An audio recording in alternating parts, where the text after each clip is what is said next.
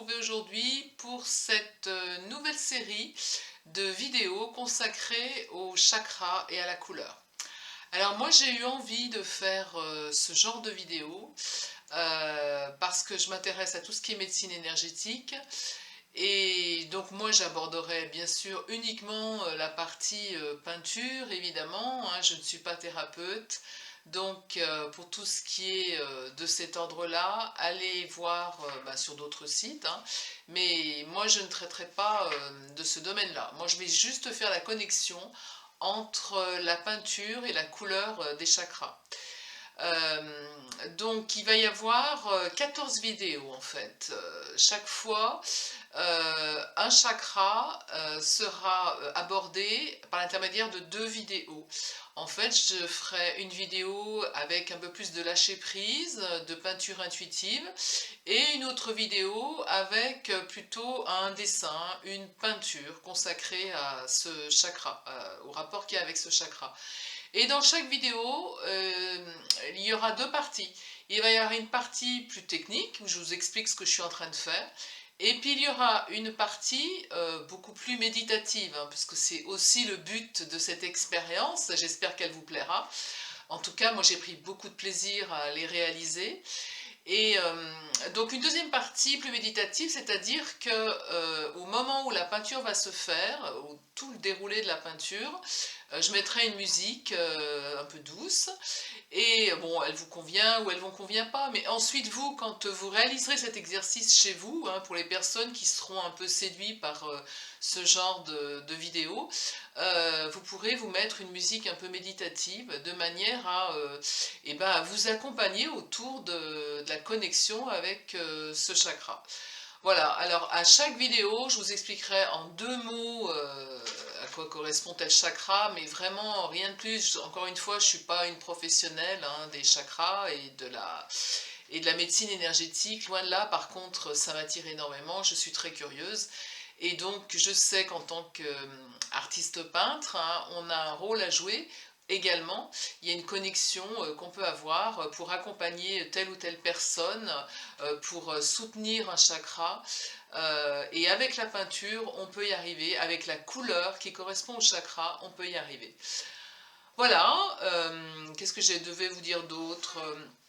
Tout d'abord aussi, encore merci et bienvenue à tous les nouveaux abonnés, hein, qui viennent chaque semaine. Merci, merci. Merci pour vos commentaires également qui me touchent à chaque fois. C'est génial. Continuez bien à me dire ce que vous pensez des vidéos, du travail que je vous propose.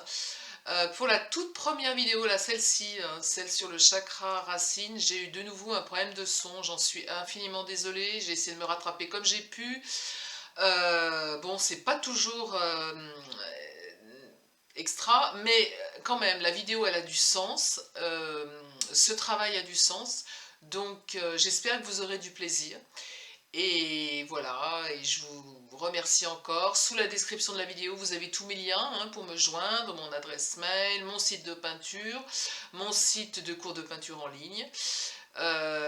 Voilà, et la cagnotte en ligne si vous souhaitez faire des dons à cette chaîne. Voilà, je vous remercie pour votre présence. Merci à vous et bonne vidéo pour ce premier chakra.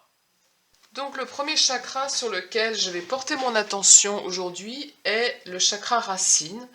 Alors je vais dire deux mots sur ce chakra pour ceux qui n'y connaissent strictement rien. C'est un chakra qui est au niveau du périnée, hein, qui est un chakra relié à la terre, qui est un chakra d'ancrage. Je vous engage à aller voir des tutos, des sites de centres de médecine et de centres d'énergie, quoi, sur les médecines orientales, et pour que vous voyez un petit peu à quoi correspond chaque chakra. Donc moi, c'est pas du tout ma partie, hein, je suis toujours pareil, artiste peintre, mais je m'intéresse à ces médecines énergétiques. Donc je fais le lien avec la peinture. Et donc aujourd'hui, le chakra racine est rouge, hein, on associe le rouge, la couleur rouge pour ce chakra. Donc on va travailler avec le rouge. Il va y avoir deux temps dans cette vidéo, deux étapes. En fait, il va y avoir une première étape un peu plus didactique, où je vais vous expliquer comment ça va se passer.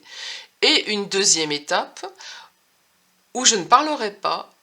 Je vais essayer de vous trouver une petite musique un petit peu méditative, pour que ce travail soit vraiment centré sur ce chakra. Voilà, c'est quand même un petit peu le but de l'exercice, de vous accompagner dans un travail un petit peu méditatif. Donc la technique que je vais utiliser aujourd'hui, c'est une technique façon pouring. Alors vraiment façon pouring, hein.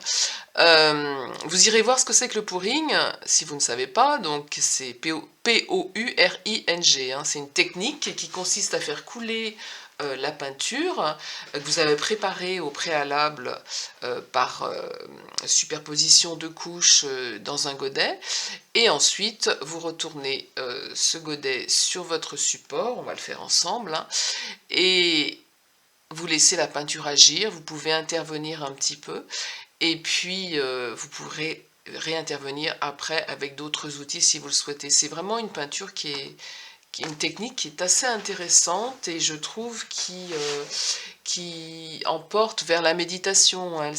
Donc c'est là qu'il y a un problème de son. Alors j'étais en train de vous dire que oui, ça emportait vers la méditation. Je vous conseillais d'aller voir différents sites de centres sur tout ce qui était énergétique, hein, de médecine orientale, afin de vous rapprocher eh bien, de toute cette connaissance sur les chakras. Voilà. Et là, je vous présentais donc le carton toilé que j'allais utiliser, hein, qui est un carton tout simple, hein. C'est pas la peine de prendre des grands formats. Partez tout de suite sur un petit format, surtout pour ceux qui n'ont jamais utilisé de pouring, c'est pas la peine d'agir sur un grand. Donc moi j'ai pris ce petit format que vous voyez là. J'ai mis du gesso dessus. Donc le gesso, c'est un apprêt, hein, qu'on met pour lisser, pour rendre la trame un peu plus imperméable. Bon, j'ai des aspérités là que vous voyez que j'ai fait avec mon couteau, avec voilà. On peut faire aussi des rendus. Il n'y a pas de souci, c'est intéressant. Vous pouvez travailler sur un fond, soit mat, soit, enfin, protéger votre travail en fait, parce qu'on va mettre de la peinture un petit peu partout, hein, donc c'est important, protéger son travail. On peut surélever aussi son support. Alors j'utilise aussi des petites punaises comme vous le voyez là, ou alors on met un carton plume, un carton, n'importe quel carton, un support de manière à ce que votre petit carton toilé soit un peu surélevé, hein. C'est important parce que lorsque la peinture s'écoule, on en met partout. Voilà, vous utilisez également des verrines, des petites verrines comme ça pour faire vos mélanges. Alors moi, j'en ai pas suffisamment. La démonstration, je vais la faire avec des petits pots blancs comme ça. Mais le mieux, c'est quand même les verrines. Voilà. Donc ces petites verrines, là je vous les montre, hein, en effet. On met donc de la quantité nécessaire pour chaque couleur. Et puis j'utilise également toutes les peintures acryliques, donc on va partir sur plusieurs couleurs. Il y a également un médium qu'on met dans le pouring, hein. Donc moi j'ai pas le médium qu'on achète exprès pour le pouring, j'ai une espèce de médium tout simple.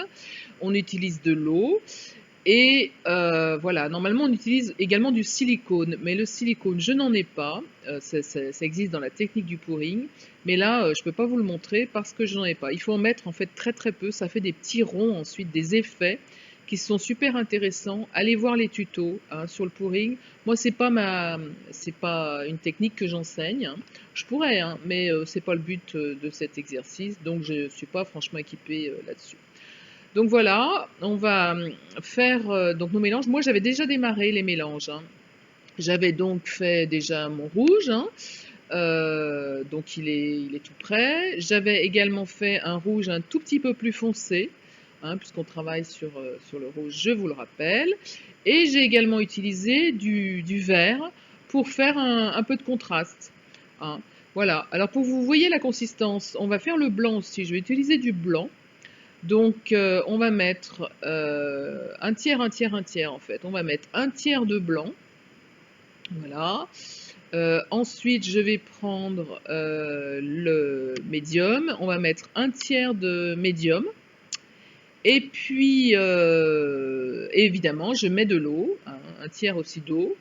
Au début, on démarre un petit peu doucement comme ça. Et je vais touiller avec les touillettes de Françoise, une de mes élèves qui est coiffeuse à domicile, qui est aussi ma coiffeuse. Je te fais des gros bisous, Françoise. Et donc, merci pour ces touillettes. Et donc, vous touillez bien jusqu'à obtenir un mélange très onctueux, assez liquide, hein.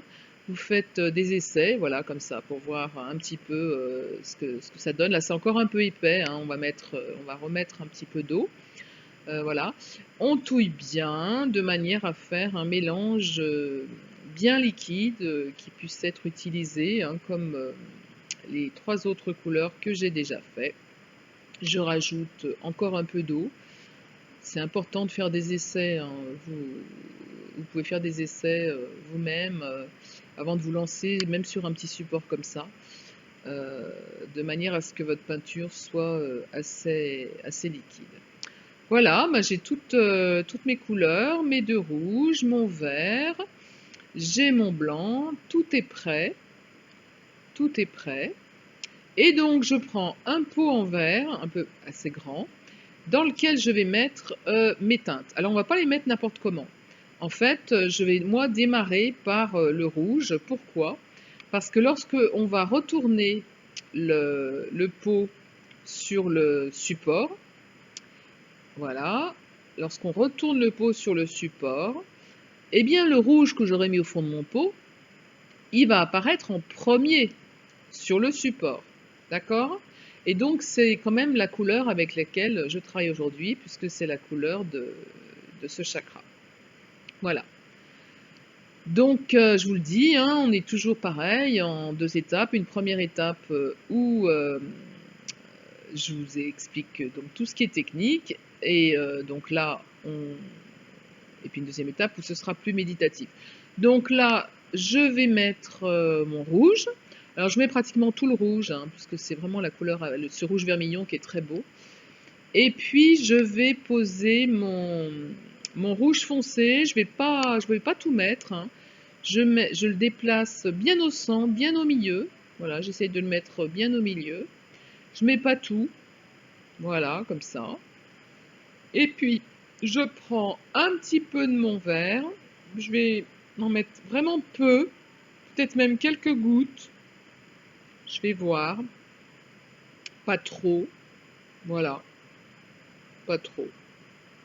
Hein, je veux pas. En plus, c'est un vert foncé, ça risque d'apparaître un peu noir, donc c'est pas le but, hein. Et puis, je mets également, alors un peu de blanc, pas trop non plus, hein. C'est toujours pareil, hein, on fait des essais. À vous de voir ce que ça peut donner. Faites-vous plusieurs essais. Voilà. Et puis donc on va remettre le petit support, hein, sur le carré, de manière à ce que la peinture puisse s'étaler de part et d'autre, et puis qu'on puisse surtout bouger le support. Voilà, donc je vais d'abord, ouais, voilà, je vais vous montrer un petit peu comment est-ce que je vais prendre mon support toilé pour le plaquer contre le... Voilà. Donc, vous prenez